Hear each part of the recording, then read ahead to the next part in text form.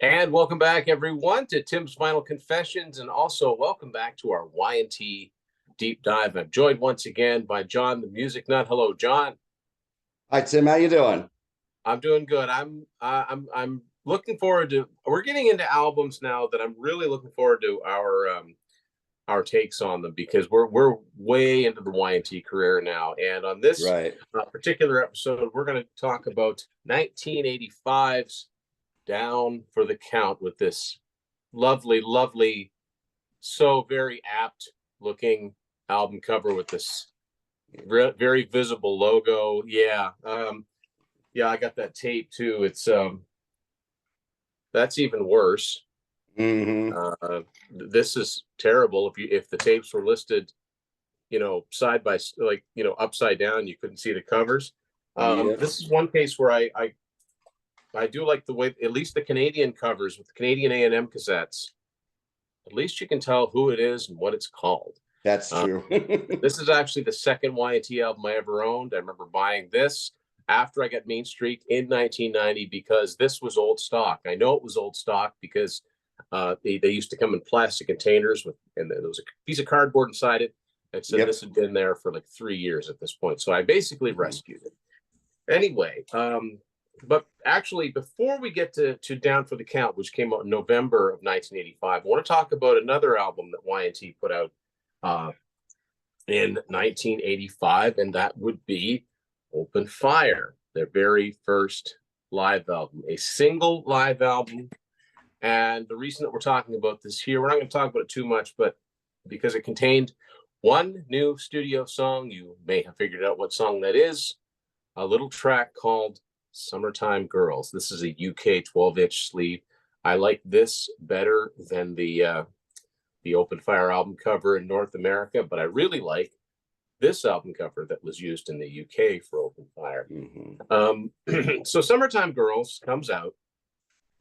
The band did it live a few times.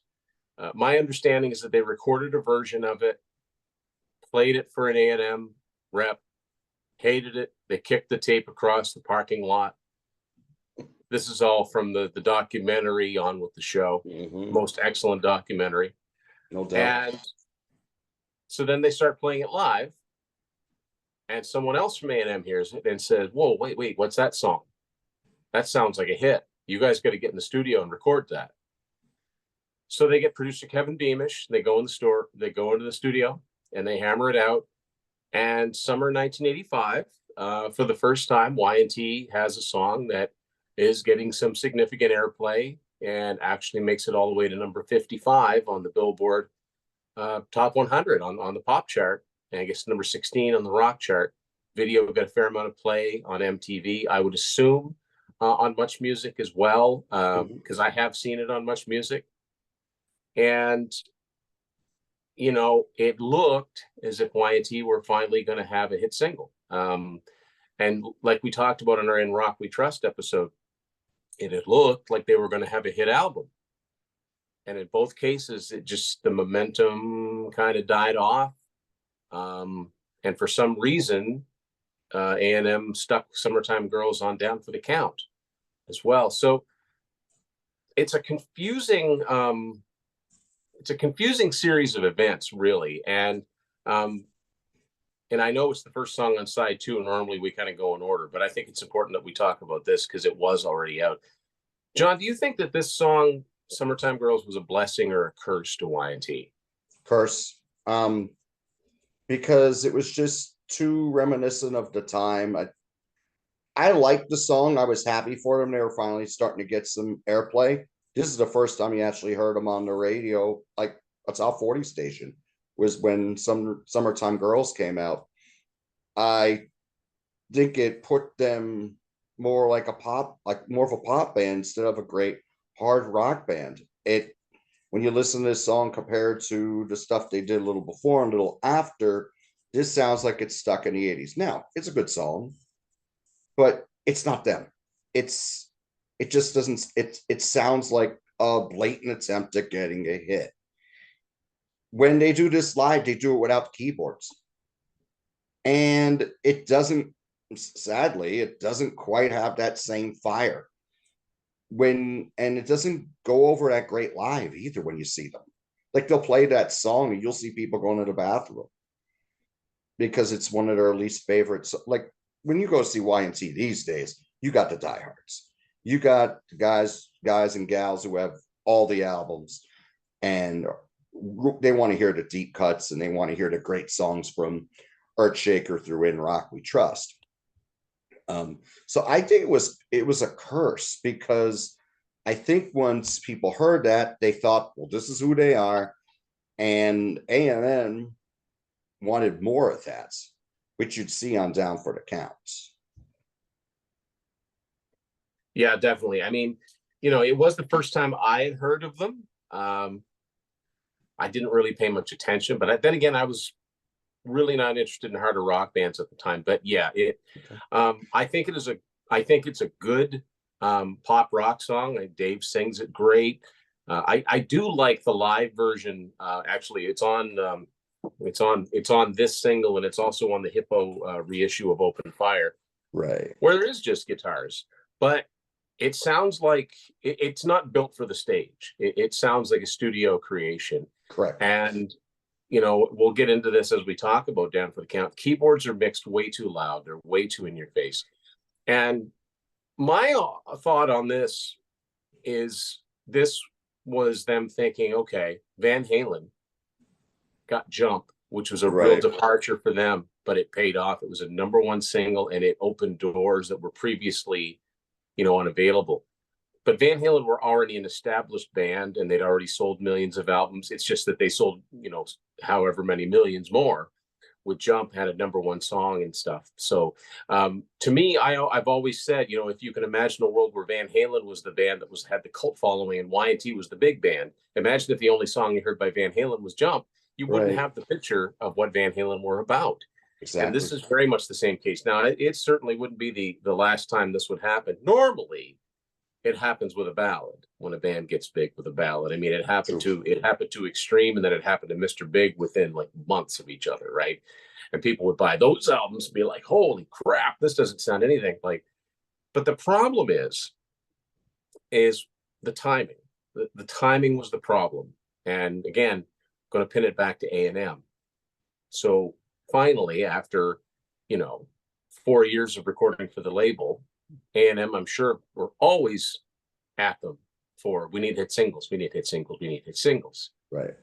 They finally come up with a song that sounds like something that could get on the radio, and they totally drop the ball with it.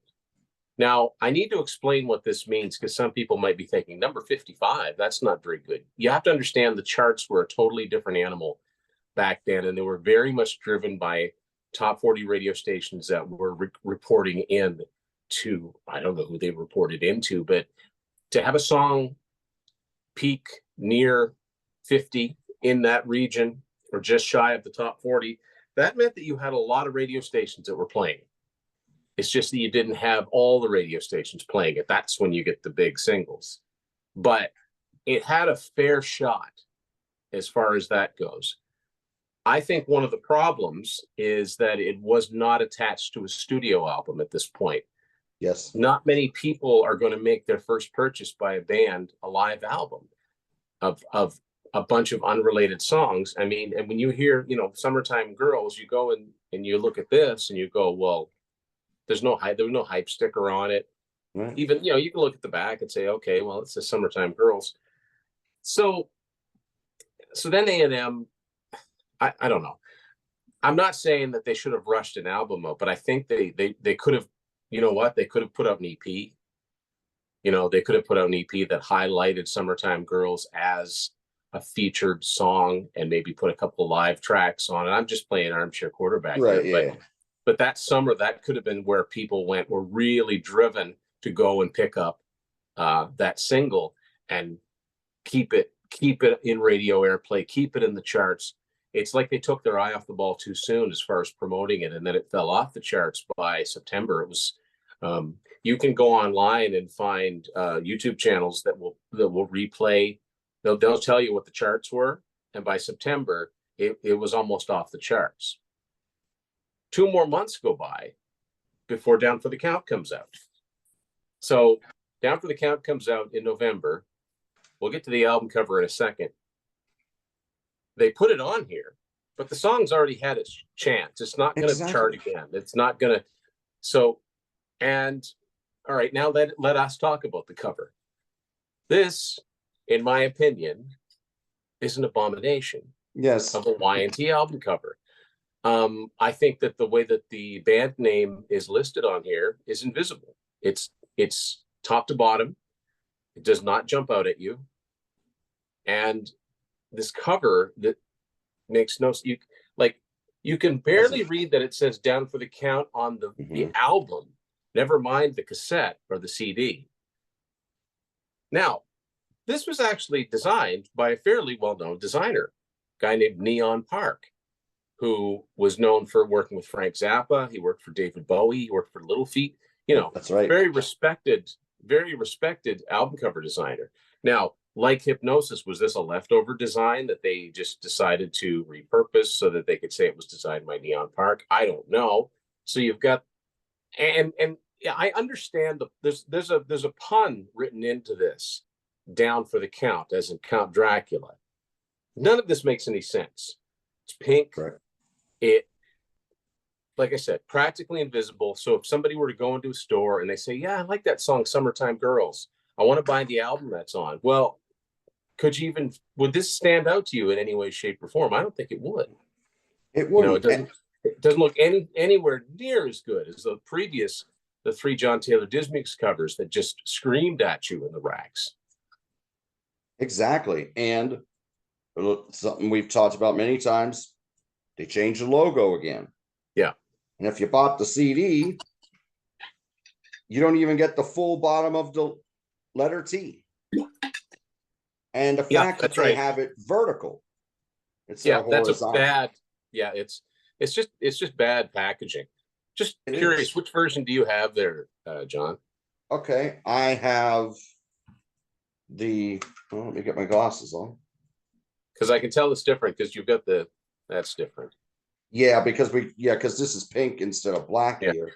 This is from Majestic Rock Records. Okay. Yeah. I've got the Open Fire Flames cover of that CD. So this is a Japanese CD. And let's talk about this too. Look at those poor guys. Does one of them look happy on here? No, they don't look happy. Yeah, they're all dolled up. And look at Phil.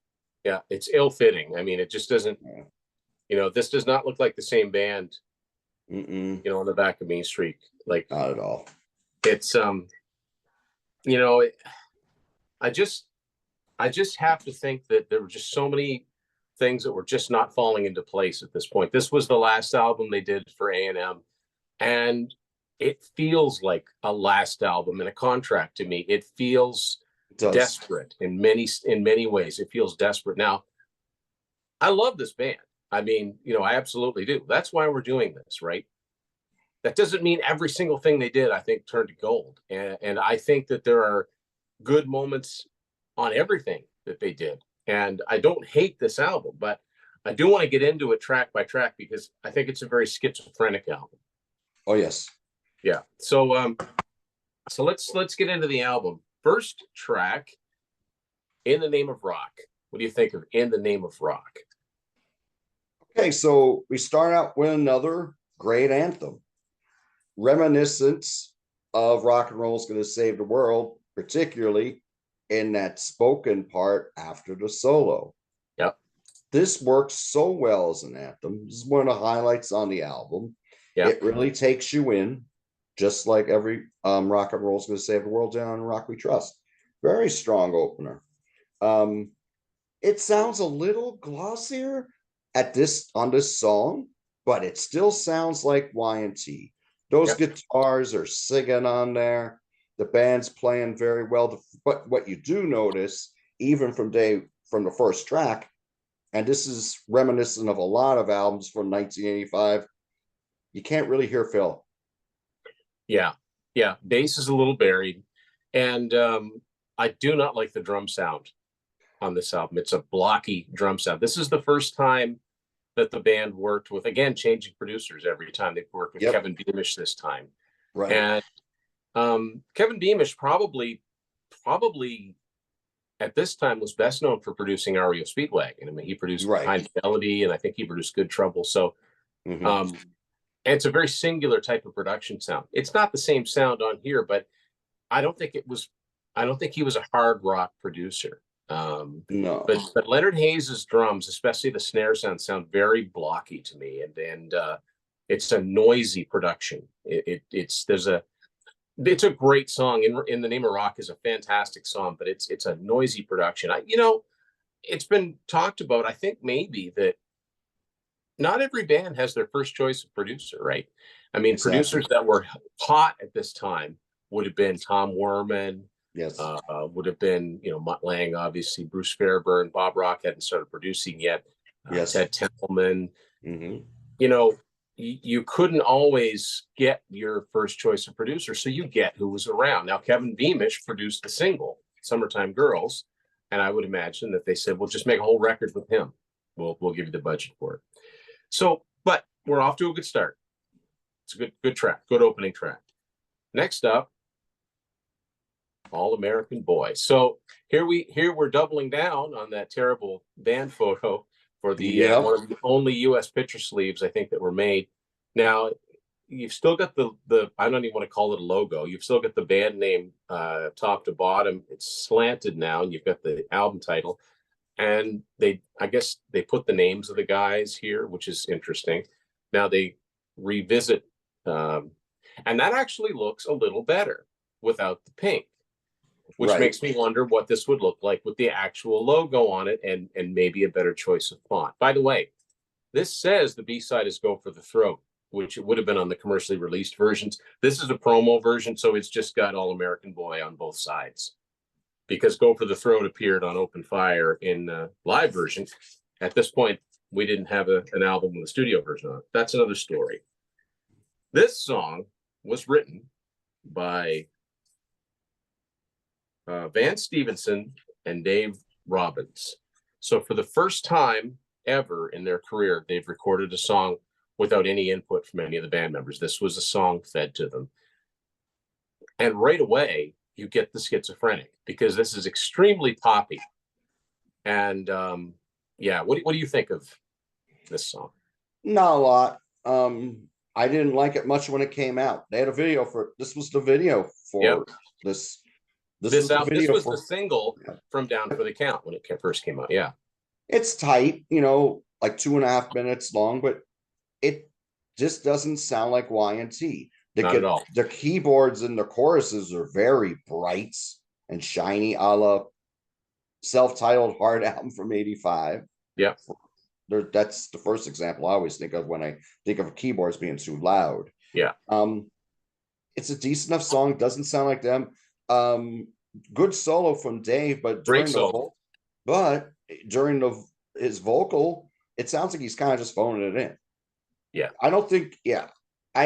I think inside the band was like questioning a lot of this, and it came out in the vocal performances, maybe not the musical performances, but there's songs on here where Dave's, it sounds like he's being forced to sing these songs, and he just is laying down the track. This song apparently was originally recorded by Stan Bush, who, if you're really up on your AOR, you'll know that name, because he sang The Touch, which is from the movie soundtrack. Great song. Right. It's not Y&T. It's not hard rock. Mm-mm. I mean, really, when you think about it, this could be Huey Lewis and the News doing this. Yeah. This could be the Hooters. Like, this does not sound like a hard rock band. This is a pop rock song. That's what it is. And it's like A&M were trying to get Y&T to get into clothes that did not fit them at all. And exactly. And the funny thing, when I first got into the band, I'm listening to these albums, and the cassette had nothing in it, like, for songwriting credits, right? I didn't know this was a cover. I just knew it sounded way, way different. That's how I felt at the time too. It flopped as a single, didn't chart. I think it charted barely on the mainstream rock chart. They kind of made a funny video for it. It is a great solo. band being the pros that they are, they gave it their best shot. I suppose it could have been a hit just as easily as not. But also, again, this came out in November. This is a summery sounding song. That's true too. I think timing is everything, and I don't think this was the song for a November release, but I don't know. So that takes us to the next song, Anytime at All. And I'll just throw in my 2 cents into the song. I think this is a perfectly good example of let the guys in the band write their own material, and you just might get a hit single. This is a really catchy song. The only thing I would change is dial those keyboards back.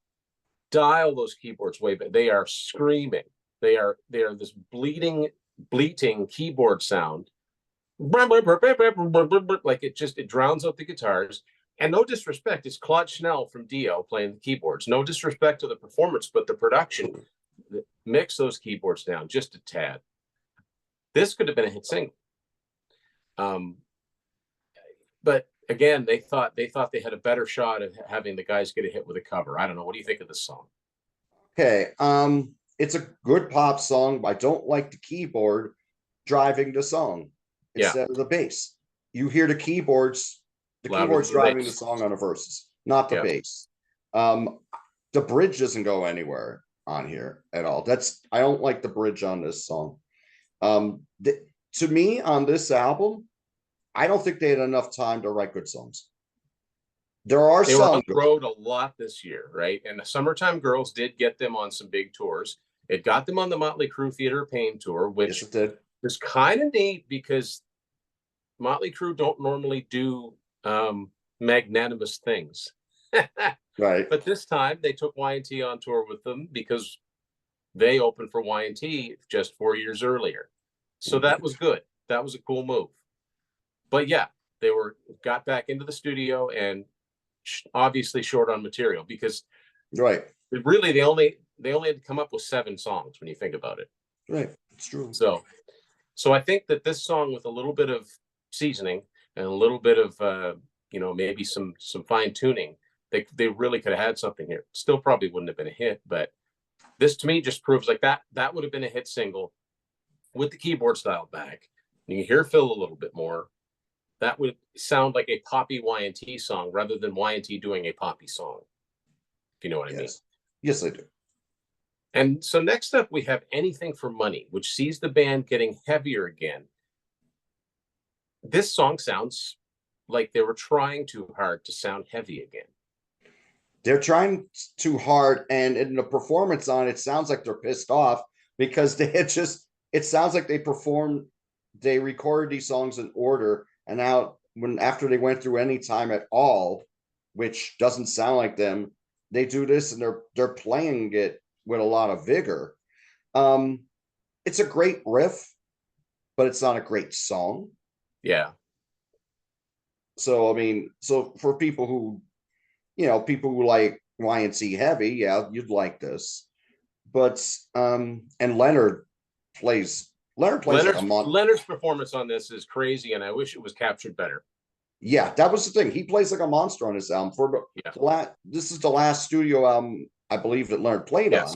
Yeah. So, I mean, his performance on here is great throughout. It's just the way it was recorded. I mean, it's like I said, great riff, rocks, song, okay. It's not that, it's not one you go back to. Yeah, we're talking about heavy songs, right? Right. You listen to songs like Mean Streak or Hurricane or Black Tiger, and then you listen to Anything for Money. Somehow this song doesn't have the heart and soul of those other songs. Nope. It doesn't have the drive. They sound mad. They sound bitter. They sound like everybody else has got money except us. Yeah. It sounds like we're being ripped off. Yeah. But yeah, some strong performances. The middle section is weird when it stops up. Dave starts a solo and then the rest of the band kicks in. I have an awful hard time figuring out where the one is. So it's almost like they got off by like half a beat, but got back on just in time so they didn't have to stop playing and start again. It's very strange. And then it's schizophrenic once again. We're back at Anytime at All territory with Face Like an Angel. Again, another song that could have been a single. This was a single in, I think, Japan. You can find clips of them playing it. I actually have a 12-inch promotional single of this, but it wasn't commercially released. Keyboard's way too loud again. Dun, dun, dun, dun, dun, dun, dun, dun, dun. And there are bands where I'd like when they do that. You know, that fits Survivor or Toto or Right. Nightbrain.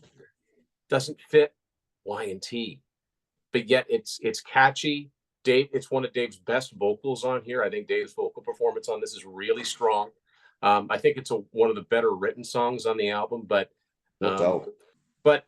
but again, we've been lurching back and forth between extremely pop and extremely heavy.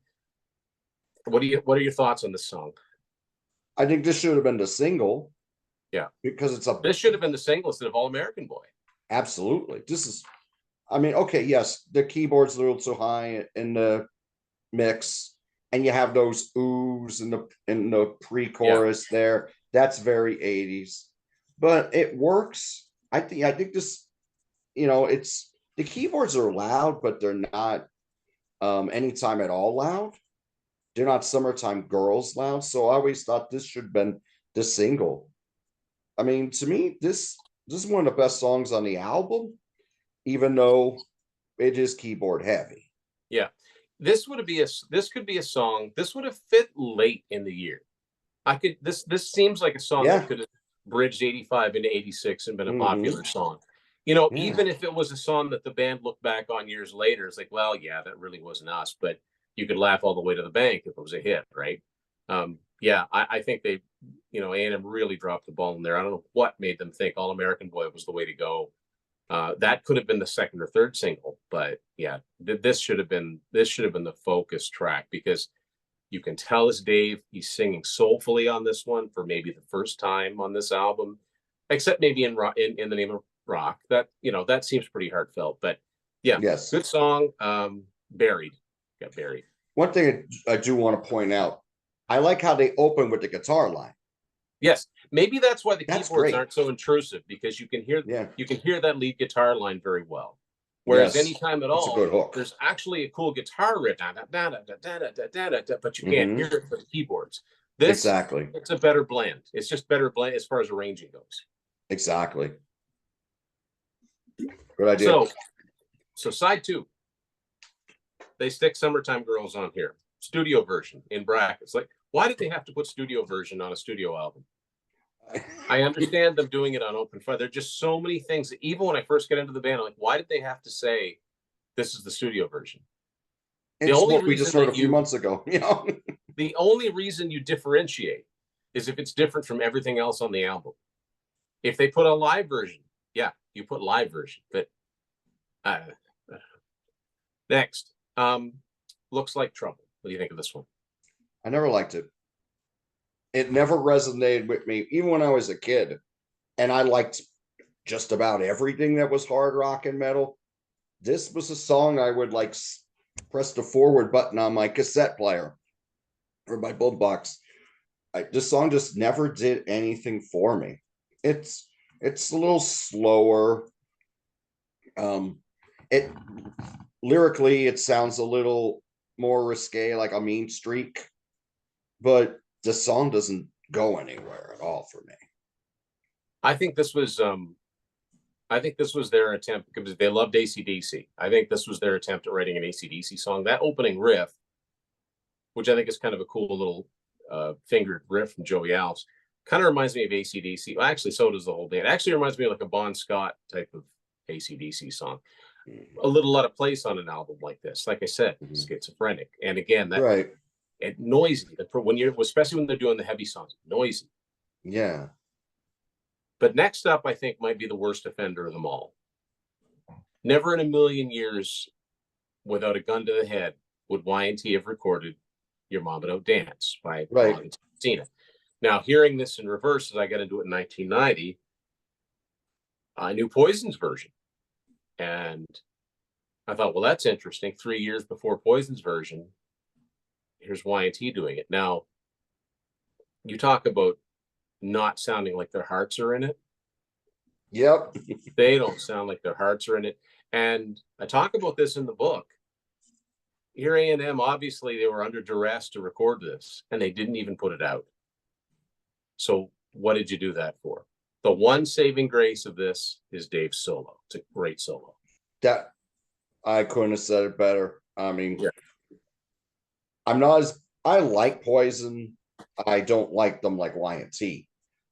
Poison, that song became a hit based on momentum because the singles before that had done really well on the Open Up and Say Ah album. But Brett really embraced that. Brett Michaels embraced that song. They made it their own. Like the They Poison made it version their is own. different than the Right. Loggins and Tina version. You can tell it's the same song. This sounds like they just they found it and listened to it a couple times and learned it. Poison Yeah. made that song their own, so it fits their whole thing. It, Right. it fits the whole CC, name checking and all that. Exactly. There's none of that here. It sounds so. It sounds forced. It absolutely sounds forced. So does Don't Tell Me What to Wear. Which to me, this is a total record company coming at them and saying, you got to sound rebellious. You got to be like Twisted Sister and Quiet Riot. This falls completely flat. Musically, I think it's okay. The lyric is aimed at 12-year-olds, and it is so beneath them. Yeah. These guys are all pushing 30 at this point, if they're not already there. Not they're in their 30s. but this sounds like a bunch of snotty 18, 19-year-olds. It's almost like a punk song. And it just doesn't ring true coming from Y&T. Yeah. And as even for a quote unquote heavy song, doesn't have a lot of weight to it. Mm-mm. Yeah, and even the best of the punk songs, you could tell their heart's really in it. You can't tell that they're not feeling this at all, especially Dave. Yeah, and there's this attempts at humor. There's snails in your food and all that. It just, like I said, it just falls flat. And the ad libs at the end aren't good either. No. Finally, as is tradition for a lot of Y&T albums, they wind down with a ballad. I happen to think it's quite a good one. Hands of Time. Yes. What do you think of this one? This is very good. This is by far my favorite song on side 2 if you bought the cassette. Yeah, this is another in a great long string of their power ballads. This is very good. I do like the reprise at the end when it fades out backwards. And then you hear and the clock ticking, and then it comes back in. That I really like. The song itself, I think it's very good. The keyboards here work. Yeah, works with a ballad. Yeah, it works with a ballad. It works when you're trying to put across that kind of mood. Here it works very well sung. Great lyric on this too. Yep, very heartfelt. Yeah, this is Y&T. This song is Y&T, and there's not a lot of songs on this album that you could say are Y&T. Yeah, this is a good way to close things down, and I think there's a lot of heartfelt emotion behind the lyrics and the delivery of the lyrics, because they've been going now for over a decade. They've been recording for almost a decade, and they've only come so far. And the pressure, I would imagine the pressure, because now they've got a road crew, now they've got staff, and they're just not selling records like bands that came up after them have been doing. And I just think that it was a way to get, boy, if we could just have a few more years of doing this, maybe we'll get there. But it's always been one of my favorite songs on the album. Now, I don't want anybody to think that we hate the album. I know for a lot of people, it's their least favorite Y&T album. It's my least favorite too. It might be my second least favorite. It might be my second favorite. Was Struck Down is probably my least favorite. But that doesn't mean I don't like it. I've got a soft spot for it because it's the second album I own by them. But looking back, I can just really hear the pressure and the fact that all of these things were done to acquiesce to the record company, and none of them worked. Right. So one thing I do want to add, Hands of Time is a great lyric. Yes. Don't live in the past. It will take you down. You got to move on. Yeah. And I think this is what was going through their brains when they wrote this, because they were thinking about all the momentum they had in the albums before that, the great tours and the exposure. And And then, not that long ago either. right, just the last year. That's what a few missteps can do. Hmm. Yeah. Exactly. So it's got that it has a universal feel. Like anyone could relate to this lyric at one point in their lives or another. Yeah. So it's a sad to say it's an outlier, because Yes. normally these kind of songs, for a few albums before this, these kind of songs were the norm. Yeah. And this is an Yeah. outlier because it's one of the few that is true to their foundation and is a very well written and developed song. Yeah. And even though it's a ballad, it doesn't sound like it was written for radio airplay. It sounds like it was a song that they wanted to do. It That's also right. sounds like a precursor to the song No Regrets from 10 Yes. years later. Yep. And if you want to hear a really stripped down version of this, I would recommend getting the Unearthed Volume 2, because it's got an acoustic version of Hands of Time that Dave did for radio station, some sort of benefit. But it's all explained in Unearthed Volume 2, but it's like a newly recorded version of it. It's really good. So there you go, Down for the Count, the final Y&T album for A&M. Big changes were on the horizon, and we're about to get to those. So, John, thanks for sitting in once again. This felt really good to dig through this album and be like, hey, you know what? We love this band. You know, that's why this exists, this book. But it doesn't mean that we're just going to just say everything they did was great. I think everything they did, if they had it to their own devices, would have been great. There's probably a really good version of this album out there somewhere that they would have preferred to put out. But until then, we're going to keep going with the Y&T Deep Dive for now. For John the Music Nut and myself, thanks for watching this edition of Tim's Vinyl Confessions. We'll see you later.